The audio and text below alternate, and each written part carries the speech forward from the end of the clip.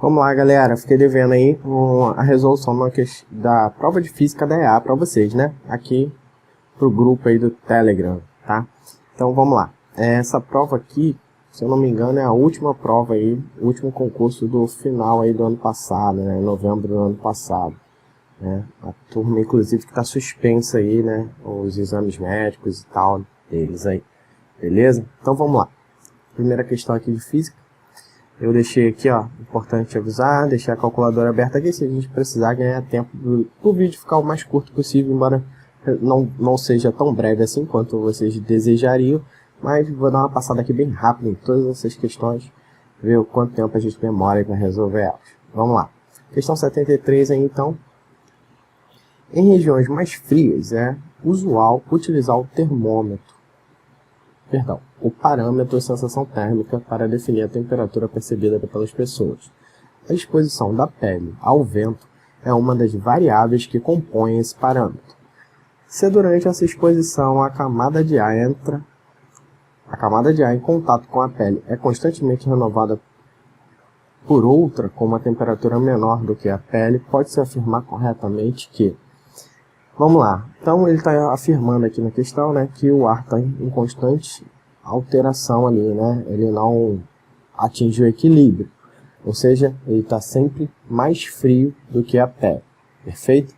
Então, a gente pode concluir dessa afirmação que a temperatura, né, a pele está perdendo calor para o ar, ponto, a gente já conclui isso. Então vamos lá, não há troca de calor entre a pele e a camada de ar? Falso, né? A troca constante de calor da camada de ar para a pele? Não, né? A camada de ar está mais fria do que a pele. Logo, a troca constante de calor da pele para a camada de ar.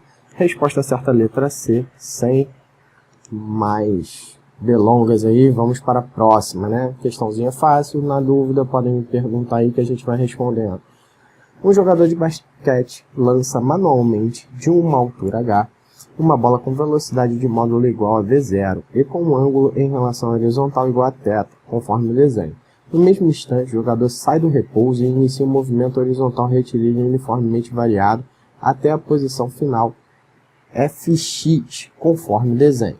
Essa aqui é uma das questões aí, acho que mais bem elaboradas dessa prova.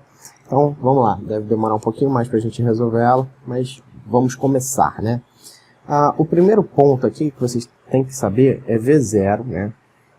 Vamos decompor essa velocidade aqui em V0 seno θ e V0 cosseno θ. O que acontece aqui? A velocidade, né? Quando se dá o ângulo aqui, toda vez você pode decompor ela assim. Colado é cosseno, né? E separado é seno, beleza? Sem muita informação aí, isso aí vem da teoria aí de vocês, tá? Se tiver com a teoria afiada aí, tá entendendo bem o que eu estou falando. Então, o primeiro passo foi esse. Então, vamos nos concentrar aqui em calcular, né? Tudo aqui em função do cosseno. Sempre eu aconselho a galera dar uma olhada aí como está a resposta, tá vendo aqui? Ó, boa parte das respostas estão em função do cosseno. Vamos tentar trabalhar o mínimo possível com o seno aí já de cara, para a gente não perder muito tempo, tá? Então vamos lá, vou montar nessa parte aqui, tá? As equações aí relativas a V0 cosseno θ. Quais são as duas equações aí que a gente tem? Uma é a do jogador, né, que inicia a corrida, partindo do repouso, num movimento retilíneo uniformemente variado, como a própria questão já diz, e a outra é a da bola, né, que tem um movimento uniformemente variado no eixo y, né, com V0 seno θ, e um movimento também aí, um movimento uniforme no eixo x, tá? Então vamos montar aqui a equação no eixo x. Qual vai ser o delta t aí, né? O delta s percorrido, ou seja, o espaço final vai ser xf, perfeito, como vocês veem aqui. tá? Para quem não sabe, a fórmula que eu estou usando vai ser S, vai ser o conhecido aí sorvete, né? Vocês aí quando tem esse mnemônico aí para ajudar, ou seja, espaço final XF, espaço inicial 0, mais velocidade. Qual que é a velocidade aqui? Nós já dissemos, já descobrimos que é V0 cosseno θ. E o tempo, né? Quanto tempo isso leva? A gente vai chamar aqui de t. Simplesmente isso. Então, nós montamos aqui a primeira equação do movimento uniforme horizontal. Cosseno θt. Perfeito. Vamos montar agora a equação do atleta, né? Ele vai partir, ele é um movimento uniformemente variado, então aquela formulinha S o AS0 mais V0t mais AT ao quadrado sobre 2. Estamos juntos até aí? Beleza. Nós sabemos que o espaço final aí do atleta vai ser XF, né? O espaço inicial dele é 0. A questão também diz que ele sai do repouso, então é 0 também. V0 vezes T, 0. Ficando com AT, que é ao mesmo tempo, ao quadrado sobre 2. Até aí, estamos juntos, né? Perfeito. Então agora, vamos descobrir aqui, uma coisa que a gente pode fazer é tirar o tempo da jogada, porque ele não aparece nas nossas respostas, até porque ela não dá essa variável tempo. A gente sabe que é igual, né? Uma coisa que é importante observar é que o tempo é o mesmo que o atleta percorre aqui e que a bola leva para subir, descer e chegar ambos juntos, né? Lá no final e pegar a bola no mesmo local. Logo, vamos passar aqui então, vai ficar T vai ser igual a XF sobre V0 cosseno θ. Perdão, pessoal. O computador não está me ajudando. Desculpa, tá? Falhou aqui. Mas, vamos lá. É V0 cosseno θ. Esse aqui é o tempo percorrido em função das variáveis que nós queremos.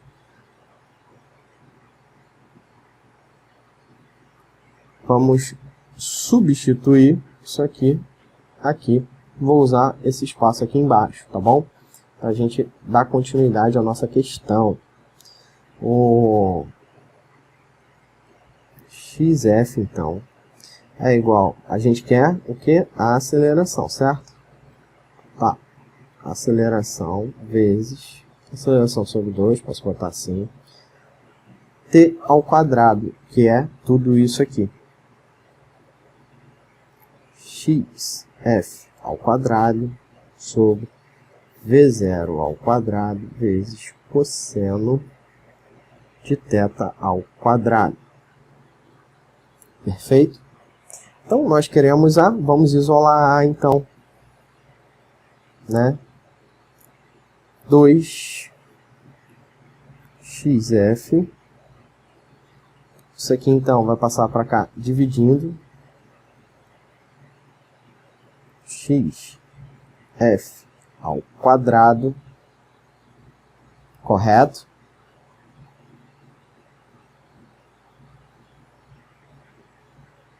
E isso aqui embaixo vai passar para lá, multiplicando em cima. V0 ao quadrado cosseno ao quadrado de θ. Dá para cortar. Resposta, então, vai ser a aceleração do atleta deve ser igual a 2 vezes V0 ao quadrado cosseno de θ ao quadrado sobre xf. Beleza? Isso aqui é possivelmente uma das questões aí que daria mais trabalho para os senhores nessa prova. Perfeito? Então, achamos o gabarito, letra D. Vamos para a próxima. Um professor cronometra o tempo TS, que é um objeto considerado um ponto material, lançado a partir do solo verticalmente para cima e com uma velocidade inicial, leva para realizar um deslocamento ΔXS até atingir a altura máxima. Em seguida, o professor mede em relação à altura máxima o deslocamento de descida ΔXD, ocorrido em um intervalo de tempo igual a 1/4 de TS, cronometrado inicialmente. A razão ΔXS sobre ΔXD é igual a... tem duas formas de fazer essa questão, tá? Tem uma maneira, né, conhecida, que diz o seguinte, tá? Vou dar uma apagada aqui para a gente poder dar uma organizada nessa... Usar um espaçozinho aqui. Essa questão já foi, qualquer coisa vocês voltam o vídeo aí e vê o que aconteceu, né? Agora vamos lá. Acontece o seguinte, de 1 em 1 segundo no movimento onde está sobre aceleração constante da gravidade, acontece o seguinte. No primeiro instante, né? No primeiro instante, ele anda em um espaço igual a 1. No segundo instante, ele anda em um espaço igual a 3. No terceiro instante, ele anda em um espaço igual a 5. E no quarto instante, ele anda em um espaço igual a 7. Isso aqui ajuda muito, tá? Ajuda muito. É o mesmo instante, só o espaço que vai mudando. Conhecendo essa forma de resolver a questão, fica muito mais fácil, tá? Por quê? ΔX é tudo isso aqui, ou seja, 7 mais 5 mais 3 mais 1.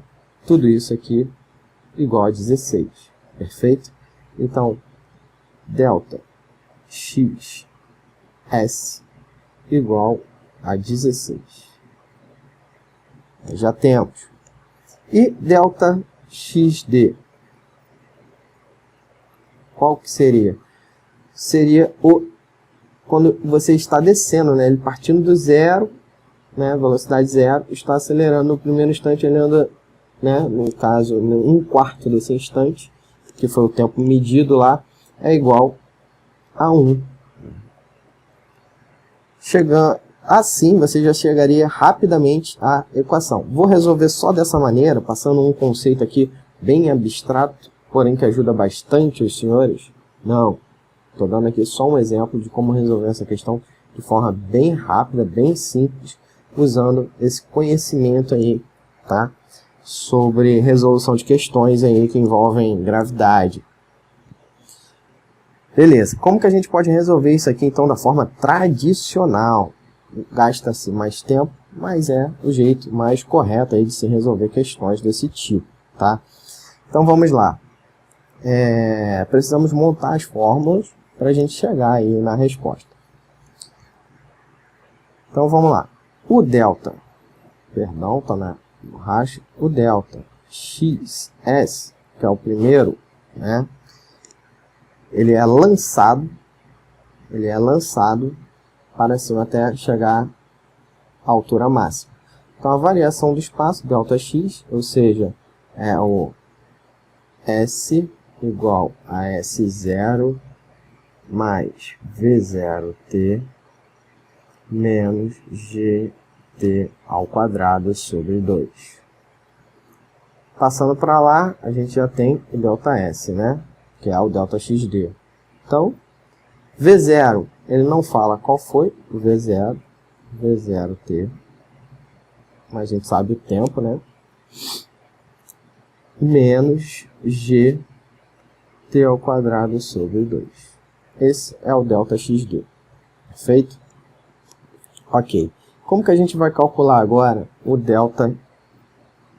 ΔXS? perdão, delta xs, delta xd agora, que é um movimento de descida, subida de descida, né? Ele parte do zero, né? Então ele estava lá, estava na velocidade dele inicial, então já é zero. A diferença que a gente já tem é o delta xd, que é o que a gente quer saber. Ele parte do zero, então V0 é zero vezes o tempo dá zero também, corta. Então ficando aí apenas com a menos gt ao quadrado, t aqui ele fala que é 1/4 do tempo, né, de descida, ou seja, t sobre 4 ao quadrado é o delta xd. Tamo junto até aí, galera? Beleza. Não conseguimos fazer uma relação bacana aqui, porque precisamos eliminar esse V0 aqui, correto? Então vamos lá. Existe uma outra fórmula aí que a gente pode usar para tentar resolver esse problema aí, né? No movimento uniformemente variado, temos que velocidade final é igual a velocidade inicial mais alfa, ou A, né? T. Nesse caso, G. Substituindo aqui na fórmula, né? Velocidade final a gente sabe que é zero. Velocidade inicial a gente quer saber. E a gravidade é negativa. Podemos já separar aqui, passar para o outro lado. A gravidade é negativa, está contra o movimento, vezes T. Então, nós temos V0 em função de G e de T. Podemos fazer o que? Substituir aqui. Vou apagar aqui também, para confundir os senhores, e vou usar esse espaço aqui. Beleza? Se vocês não estiverem acompanhando, pode me chamar aí que a gente resolve junto, vai tirando as dúvidas. Então vamos incluir isso aqui agora, nessa outra fórmula aqui do delta x de subida. V0, a gente achou, é gt vezes t menos gt ao quadrado sobre 2. Então, delta xs vai ficar t ao quadrado, gt, que a gente pode, vai ficar, ó, vou fazer tudo junto com vocês, t ao quadrado menos gt ao quadrado, t ao quadrado sobre 2. Ou seja, um número menos a metade desse número é delta xs é igual a gt ao quadrado sobre 2. Até aí sem mistérios, né? Então, achamos delta xd em função das variáveis que nós queríamos. A gente pode ajeitar aqui agora também isso aqui para ficar melhor compreendido. Vai ficar... Aqui eu coloquei negativo pelo uso da fórmula, né? Mas aqui, na verdade, o movimento, ó, ele já está descendo, né? Ele não seria negativo nesse caso, seria positivo. Desculpa o equívoco. Nesse aqui que ele está subindo, sim, está contra a gravidade, ele estaria negativo. Nesse movimento aqui de descida, a gravidade já passaria a ser positivo. Desculpa aí a falha, tá no sinal. Então, beleza. Vamos lá ajeitar aqui. Gt ao quadrado sobre 16 sobre 2. Aqui nós podemos multiplicar, né?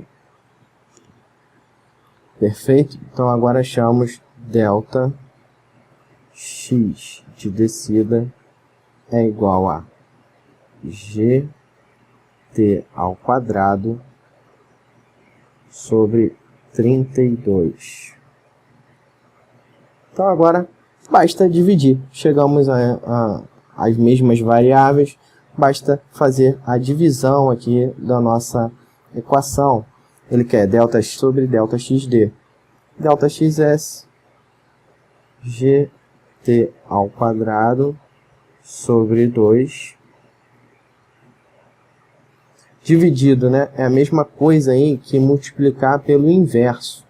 Ou seja, 32 fica em cima e gt ao quadrado embaixo.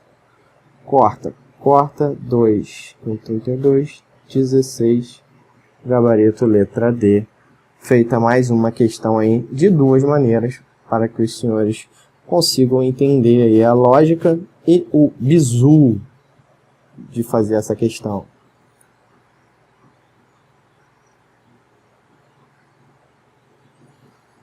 Vamos lá para a questão 76, tá? Um caminhão utilizado no abastecimento de aviões recebe em seu reservatório a quantidade exata de combustível, medida em quilogramas, necessária para um avião realizar um voo.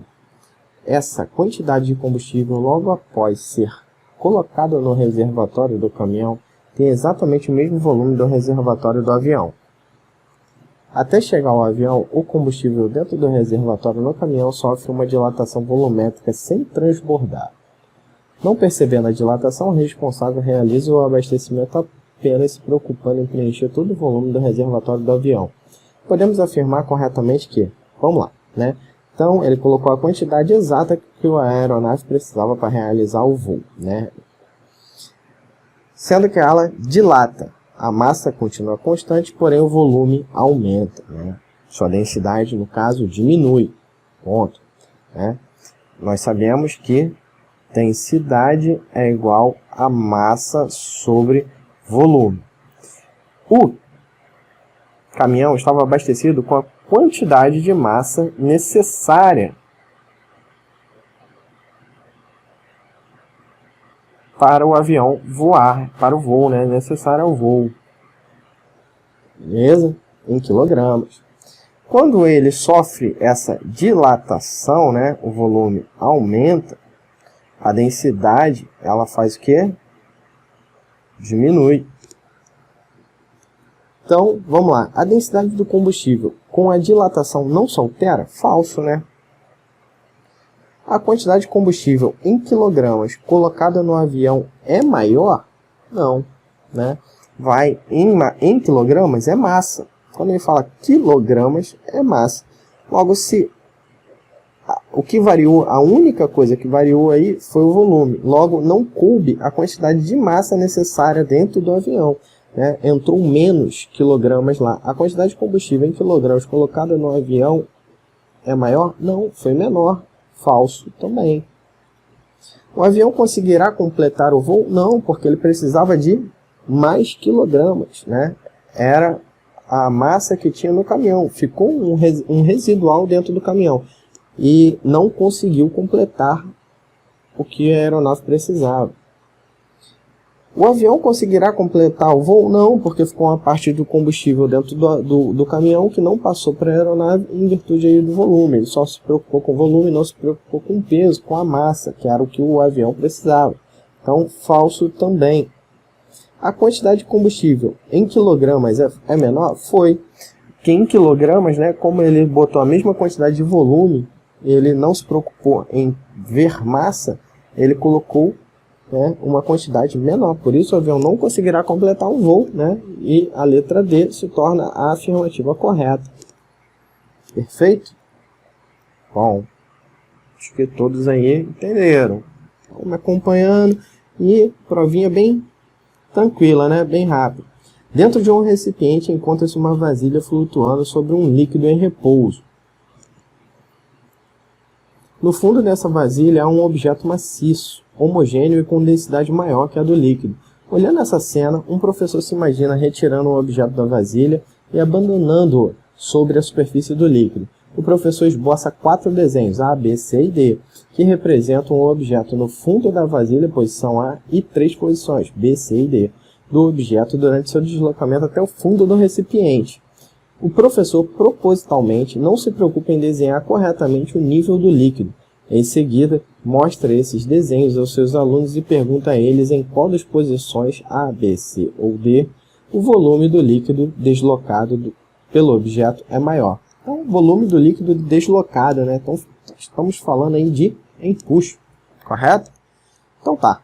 Se estamos falando de empuxo, né, sabemos que a fórmula do empuxo, embora, né, eu acho que nem vamos precisar, DVG, é assim pelo menos que eu conheço, densidade, volume e gravidade. Mas vamos analisar essa questão aí por outro prisma, outro ângulo, tá? Aqui, vamos lá. Situação A, né? O objeto ele continua flutuando. Então, aqui vocês hão de concordar comigo que empuxo é igual ao peso. Porque ele está, né, na superfície do líquido. Nesse caso aqui, então, nós temos empuxo é igual ao peso.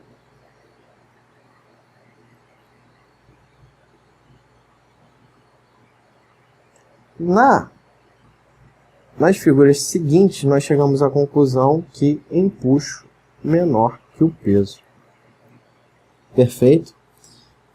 Sendo que nesse empuxo aqui, o volume, a única coisa que muda daqui, da situação A, para as outras situações, uma é o volume do objeto, o outra, o que está sendo levado aí, o volume deslocado, não é o volume do objeto, e sim o volume do recipiente, tá? Então, o volume aqui, né, que torna isso aqui igual ao peso, esse volume aqui é do recipiente.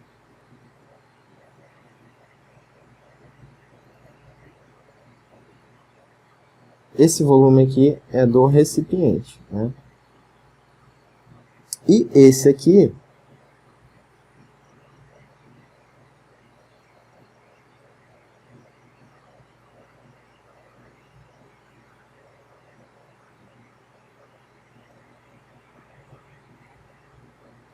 vou cortar aqui. E esse volume aqui também, ó, pode botar a massa sobre volume, dá para cortar a massa também. Aí vocês vão ficar praticamente, vocês vão ver que o que está variando aqui, né, de uma situação para outra, é o volume, que aqui era maior do que esse, gerando um empuxo maior, beleza?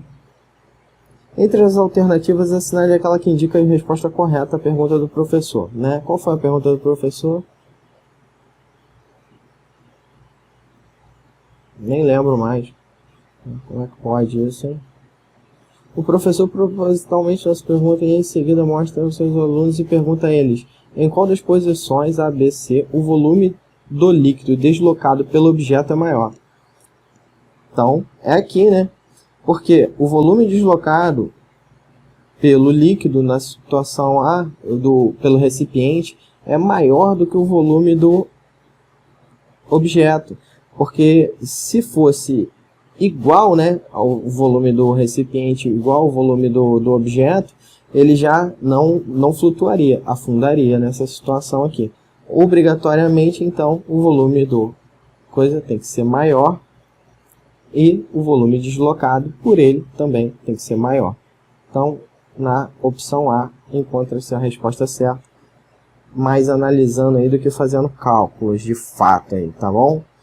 Quem pensasse um pouquinho ia chegar aqui rapidinho a essa solução, né? Só de conhecer que o volume deslocado para se manter igual aqui tem que ser maior aqui, tá? Nesse caso aqui, se ele afunda é porque o volume deslocado não é o suficiente, já que o peso é o mesmo.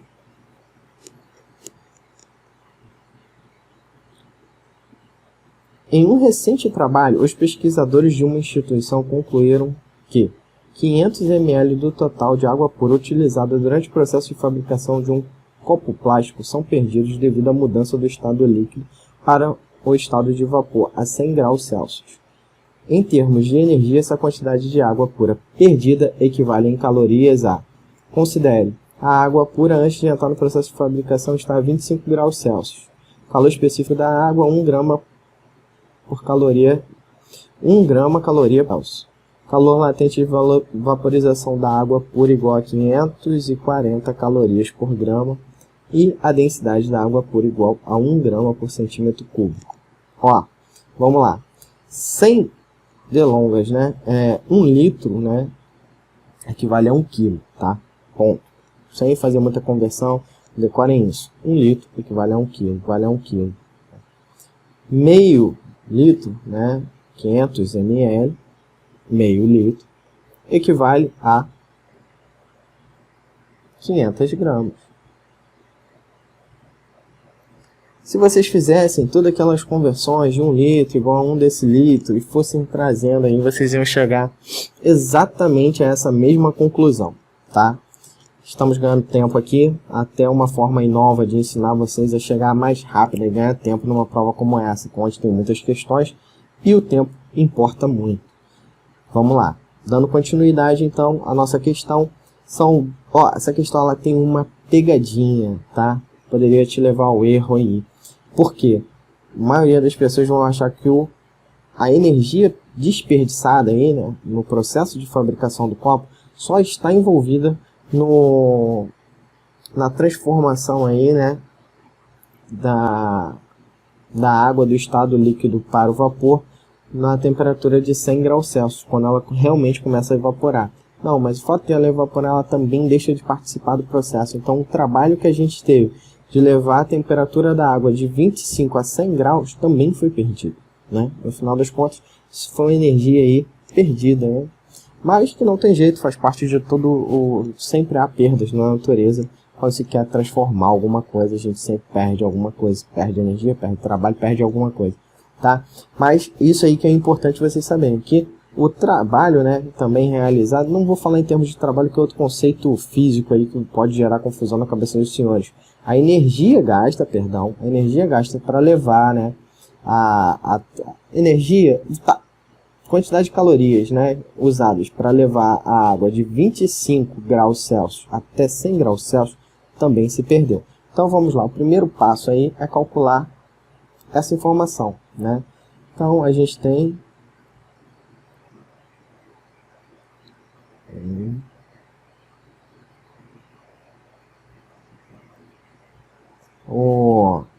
tem um mnemônico para isso, agora eu esqueci, MC delta T, eu não lembro, tá? Quem souber aí depois comenta aí também no Telegram para a gente poder trocar ideias sobre essa resolução, o que vocês acharam disso.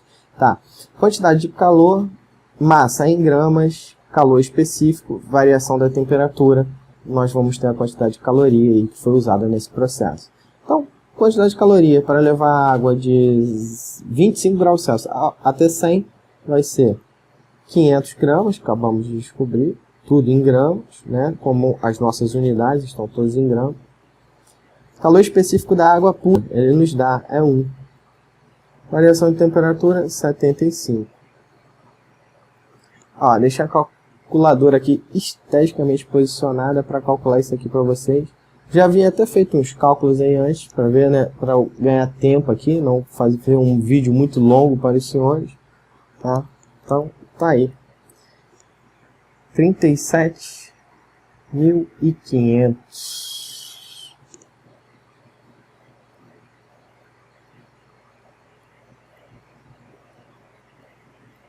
calorias. Pronto.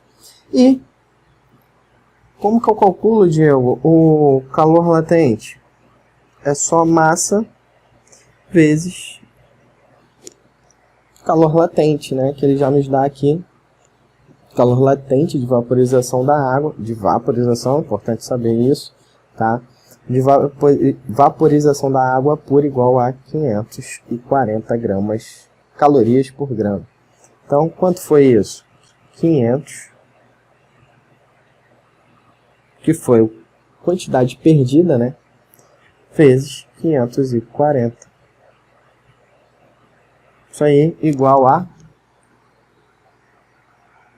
Então, 500 vezes 540, 270 mil. Mais 37.500. Por que 37.500, Diego? Vamos lá. Vai ser a soma, né, do Q1 com Q2. Toda a energia aí perdida nesse processo. Q1 mais Q2, então igual a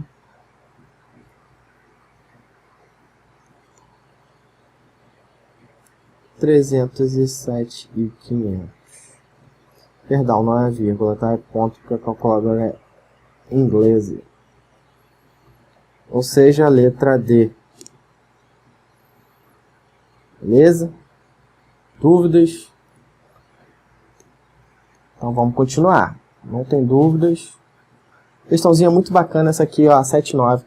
No sistema representado na figura a seguir, tem-se dois corpos, A e B, sendo que o corpo A tem massa igual a 10 kg e o sistema está em equilíbrio estático. Esse sistema é composto por cordas ideais, massas desprezíveis e inextensíveis. Além disso, na corda 2, tem-se uma tração de intensidade igual a 300 N. Então ele fala aqui que a corda 2, tá, tem 300 N. Então, vou reescrever aqui para não atrapalhar o entendimento. Então, corda 2,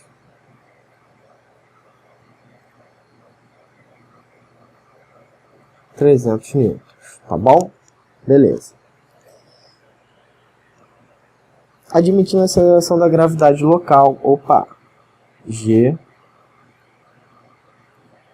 igual a 10 metros por segundo ao quadrado. Importante. Determine respectivamente em quilograma a massa do corpo B. Opa, ele quer saber a massa de B. E em newtons o valor da intensidade da tração na corda 4. Opa, corda 4. Ele quer saber a intensidade da tração aqui. Vou botar T4, tá? Para a gente saber que é na corda 4. Ele quer saber em newtons. Vou botar a unidade aqui. Beleza? Então tá bom. Vamos começar o nosso sisteminha aqui. Isso aqui tudo está em equilíbrio. Então essas forças aqui, elas se balanceiam, né? São quando se soma e decompõe aí, vai se chegar ao equilíbrio nesse sistema, porque ele afirma, está em equilíbrio. Aqui um pouco de conceito matemático aí para os senhores, né? Retas paralelas cortadas por uma transversal, né? Alternos internos, né? Ah, não lembro, mas vamos lá, alternos internos, isso aqui 30 graus também, beleza?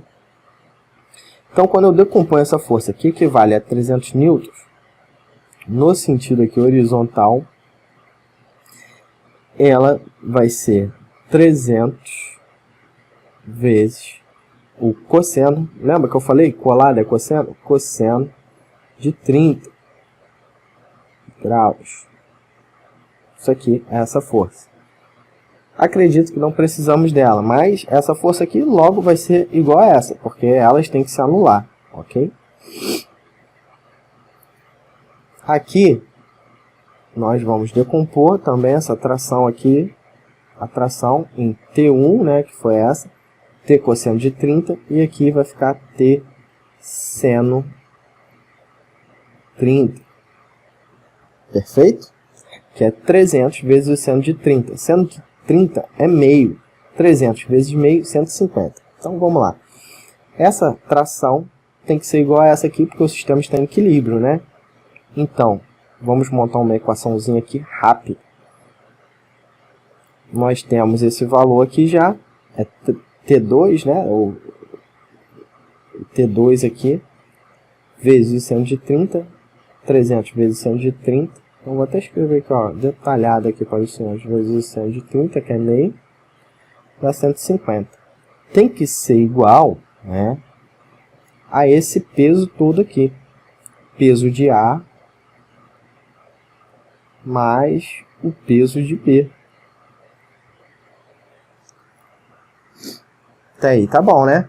Peso de A ele nos deu, não deu? Ele falou que ele me dá a massa de A. Então, qual que é o peso de A? É a massa de A, 10 kg, vezes a gravidade, 10, ou seja, peso de ar, 100 newtons. Então, 150, peso de A 100, mais peso de B. Logo, o peso de B igual a 50 newtons, peso de B. Mas ele quer a massa. Nós sabemos que peso é igual a massa vezes a gravidade, ou seja, nós precisamos, para saber a massa, que é massa de B vezes 10 igual a 50. Massa de B igual a 5. Até aqui bacana? Beleza. Desculpa, senhores. Então, achamos aqui a massa de B, tá? O que está faltando aí? Qual a segunda coisa que ele pede? Ele quer em newtons. Determine a massa de B em newtons, o valor da intensidade da atração da corda 4. Ou seja, ele só dificultou aqui. Ele quer em newtons o peso também, tá? Por quê? Aqui atração não tem que ser igual ao peso de B, né? Atração 4 tem que ser igual ao peso de B, porque isso aqui tudo está em equilíbrio, está parado, não está movendo nem para um lado nem para o outro. Então a força que a atração faz é igual.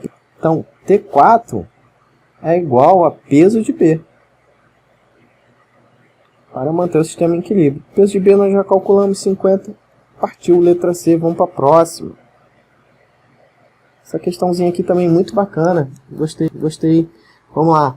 Uma amostra de um gás ideal sofre a transformação termodinâmica do estado A para o estado B, representada no gráfico pressão em função da temperatura, representada a seguir. Tá, vamos lá. Então, o que a gente vê aqui nesse gráfico?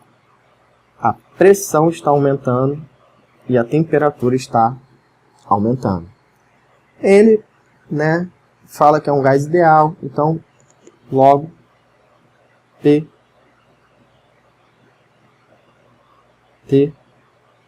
o V aqui é constante, P0, V0, T0, para quem não lembra aí. PVT Povotó.